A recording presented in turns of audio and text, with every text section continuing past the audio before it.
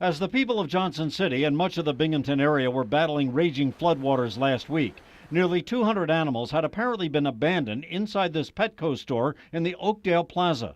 It wasn't until the waters began to recede that Petco workers realized that nearly 100 animals, hamsters, rodents, reptiles, birds, and aquatic creatures died, trapped in the flooded store. They were able to rescue the remaining 100 animals and send them to other Petco stores. I, along with a number of other people, are just outraged that these animals were apparently left to perish in this pet store and were not removed to safety well prior to the floodwaters moving in. Johnson City Village Mayor Dennis Hannon has directed his police department to conduct a criminal investigation.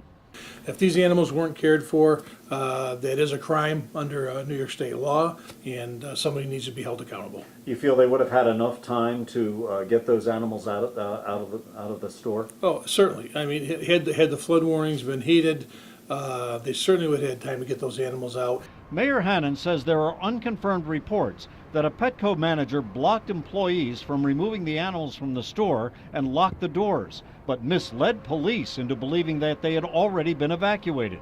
On the company's official blog, CEO Jim Myers stated, "We feel terrible that we did not do more to avoid this tragedy, are truly saddened by what has occurred, and accept full responsibility. We apologize to the members of the Johnson City community." To give you an idea of just how bad the flood was, you can see the water line on this wall. It comes up to about here on me. And according to some eyewitnesses, it happened very quickly. Tony Bora manages the Five Below store in the same plaza. He says his store is a total loss. They gave us, they wanted us to evacuate, but we didn't know how severe it would be, with maybe a couple feet at the most. Bora refused to comment about the deaths of the animals at the Petco store, which today was locked tight. Through the window you can see the wreckage left behind by Tropical Storm Lee.